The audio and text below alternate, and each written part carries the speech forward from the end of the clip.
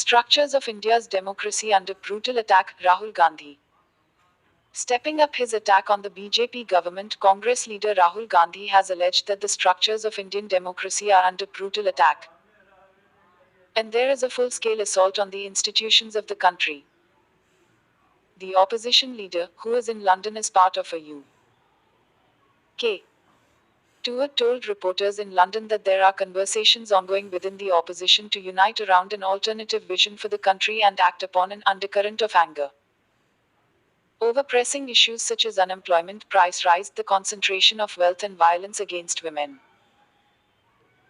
The 52-year-old former Congress president referred to the Income Tax Department's recent survey action against the BBC offices in New Delhi and Mumbai as an example of the suppression of voice across the country, a motivating factor behind his Bharat Jodo Yatra, which he described as an expression of voice against the ruling BJP's attempt to silence the country.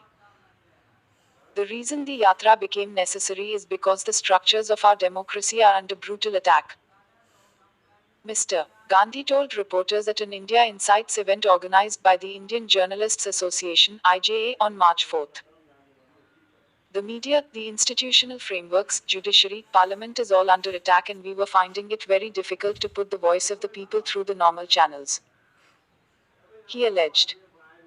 The BBC has found out about it now, but it has been going on in India for the last 9 years non-stop.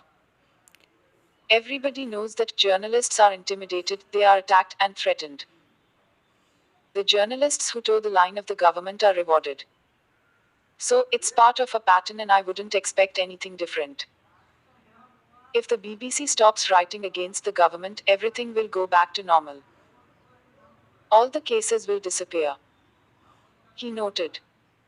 Mr. Gandhi expressed regret that democratic parts of the world, including the US and Europe, have failed to notice that a large chunk of democracy has come undone. The BJP wants India to be silent. They want it to be quiet because they want to be able to take what is India's and give it to their close friends. That's the idea, to distract the population and then hand over India's wealth to 3, 4, 5 people, he said. Mr. Gandhi's earlier comments at Cambridge University that Indian democracy is under attack and several politicians, including himself, are under surveillance, invited sharp reactions from the BJP that accused him of maligning the country's image on foreign soil after facing successive electoral setbacks. We can understand his hatred towards the Prime Minister, but the conspiracy to malign the country on foreign soil with the help of foreign friends raises questions on the agenda of the Congress. Anurag Thakur, the Information and Broadcasting Minister, told reporters in Delhi on March 3. Mr. Thakur said Mr. Gandhi was aware of the electoral rout the Congress was facing in the assembly elections and had resorted to levelling allegations from foreign soil. Once again, the Congress lost in the elections, but their bankruptcy was evident when they lost no opportunity to malign India from foreign soil, Mr. Thakur said. Asked about the Congress and opposition plans for the next general election, Mr. Gandhi on March 4 said the battle at the polls is not just between political parties but also against institutions, as there is no level playing field in Indian politics. There are conversations going on between the opposition parties, I am aware of many of them. The basic idea that the RSS and the BJP need to be fought and defeated is deeply entrenched in the minds of the opposition. There's no question about that, he said. There are tactical issues that require discussions, but it's important to understand that the opposition in India is no longer fighting a political party. We are fighting the institutional structure of India now, the BJP and RSS, which have captured almost all of India's institutions. So, the idea of a level playing field doesn't exist because the institutions aren't neutral, he said. Mr. Gandhi also hit back at the government's criticism that he had maligned the country on foreign soil during his lecture at Cambridge University earlier this week, where he had first raised the issue of Indian democracy being under attack. He said, I have never defamed my country, I'm not interested in it, I will never do it.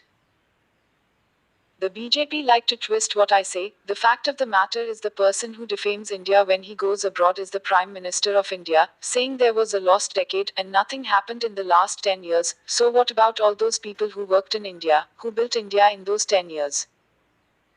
Is he not insulting them? And he's doing it on foreign soil. The Congress MP added that there are billions of dollars behind a certain narrative being presented and pointed the finger at Gautam Adani, the Adani Group founder and chairman. Mr. Adani seems to win every auction he takes part in, Mr. Gandhi said. Asked about India-China relations, Mr. Gandhi said India needs to be very careful of hostile and aggressive moves by the Chinese at the border and reiterated his points from his Cambridge lecture about the need for global production to shift away from a coercive China to more democratic structures. Mr. Gandhi is in London as part of a week-long visit to the UK for a lecture as visiting fellow at the University of Cambridge and is scheduled to interact with the Indian diaspora on March 5th. He is also being hosted at an event in the House of Commons complex on behalf of the UK opposition Labour Party and will address the Chatham House think tank in London on the Russia-Ukraine conflict and wider geopolitical issues before concluding his visit to Britain.